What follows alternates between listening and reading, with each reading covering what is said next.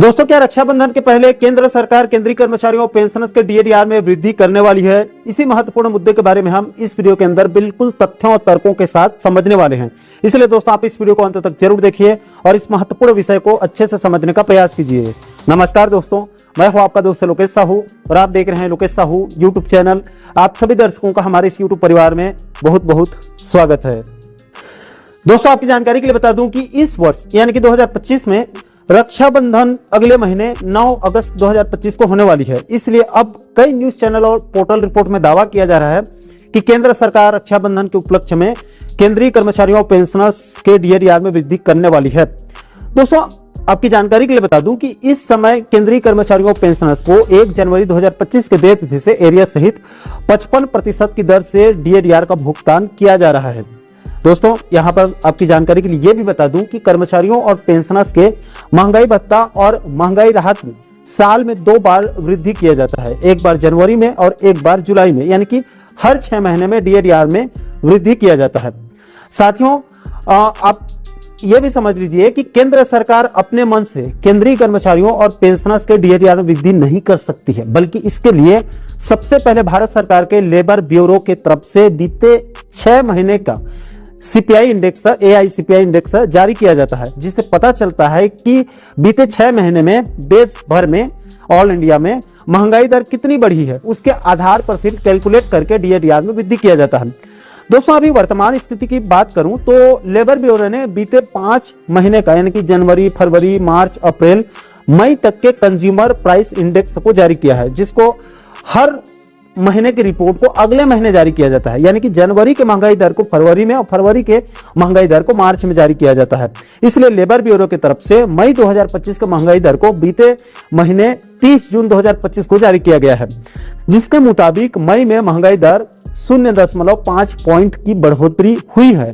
अभी जून 2025 का महंगाई दर आना बाकी है, जो कि 30 जुलाई 2025 को जारी हो सकती है, जिसको लेकर जानकारों की तरफ से दावा किया जा रहा है कि अगर जून में महंगाई दर 0.5 पॉइंट या उससे अधिक बढ़ती है तो इस बार जुलाई 2025 में केंद्रीय कर्मचारियों और पेंशनर्स के लिए 3 से 4% तक डीएडीआर में वृद्धि संभव है। लेकिन उसके लिए अभी जून 2025 के एआईसीपीआई इंडेक्स यानी कि महंगाई दर बढ़ोतरी का इंतजार किया जा रहा है।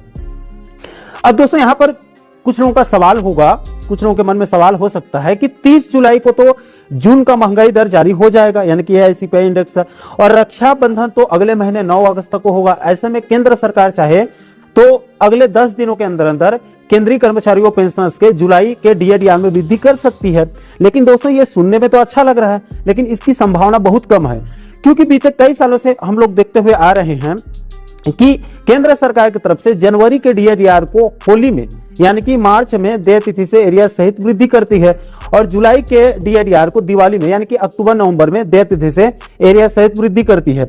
और दोस्तों, चूंकि इस बार दिवाली 21 अक्टूबर 2025 को होने वाली है, यानी कि केंद्र सरकार 21 अक्टूबर के पहले एक कैबिनेट बैठक बुलाकर केंद्रीय कर्मचारियों पेंशनर्स के लिए 1 जुलाई 2025 से एरिया सहित डीएडीआर का ऐलान कर देगी और उसके एक दो दिन के अंदर अंदर वित्त मंत्रालय से आदेश भी जारी हो जाएगा। उसके बाद फिर राज्य सरकारें अपने अपने राज्यों में भी वो लोग भी आदेश जारी करेंगे। अब दोस्तों, चूंकि केंद्रीय कर्मचारियों पेंशनर्स को बकायदा देय तिथि से यानी कि 1 जुलाई 2025 सही एरियर्स के साथ डीएडीआर दिया जाएगा, इसलिए उनको कोई चिंता नहीं है और उनके तरफ से कोई भी विरोध प्रदर्शन भी देखने को नहीं मिल रहा है। अब दोस्तों, आप अंत में यह भी समझ लीजिए कि आखिर केंद्र सरकार की तरफ से 6 महीने के बाद एआईसीपीआई इंडेक्स की रिपोर्ट आ जाती है, तो उसके बाद भी जानबूझकर दिवाली और होली में ही डीएडीआर में वृद्धि क्यों किया जाता है? इसका ठोस कारण क्या है? तो दोस्तों, होली और दिवाली भारत का सबसे बड़ा राष्ट्रीय त्योहार है, जिसको लगभग हर राज्य में मनाया जाता है। इसलिए केंद्र सरकार होली और दिवाली में केंद्रीय कर्मचारियों पेंशनर्स के डीएडीआर में वृद्धि करती है, जिससे लाखों कर्मचारियों पेंशनर्स के त्योहार भी अच्छे से मन जाती है और बाजार में पैसा जाने से व्यापारियों को भी फायदा होता है और सामानों में लगने वाले इनडायरेक्ट टैक्स के रूप में कुछ राशि वापस सरकार के पास भी चली जाएगी, जिससे कर्मचारी, व्यापारी और सरकार सभी को फायदा होगा। इसलिए दोस्तों, होली और दिवाली में केंद्र सरकार केंद्रीय कर्मचारियों पेंशनर्स के डीएडीआर में वृद्धि करती है। इसलिए इन सभी पहलुओं को देखने के बाद मैं दावे के साथ कह सकता हूं कि केंद्र सरकार इस बार भी जुलाई 2025 के डीएडीआर को दिवाली में यानी कि 21 अक्टूबर के पहले बाकायदा देय तिथि से यानी 1 जुलाई 2025 से एरिया सहित वृद्धि करने वाली है। इसलिए अभी रक्षाबंधन में डीएडीआर वृद्धि की संभावना नहीं के बराबर है।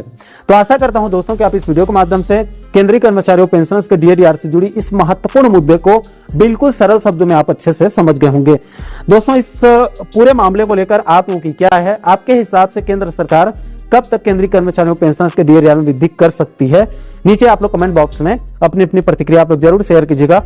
और साथियों, आपसे एक निवेदन है कि इस वीडियो संदेश को आप देश के सभी कर्मचारियों पेंशनर्स बंधुओं तक ज्यादा से ज्यादा शेयर कीजिए, ताकि डीएडीआर के पूरे गणित को सटीक तरीके से सब लोग समझ सकें, अच्छे से जानकारी जो है वो सब लोगों को मिल सके।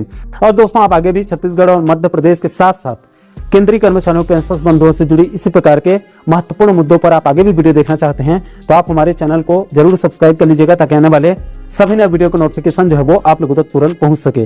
दोस्तों, इस वीडियो में फिलहाल अभी के लिए इतना ही। इस वीडियो को अंत तक देखने के लिए आप सभी दर्शकों का बहुत बहुत धन्यवाद।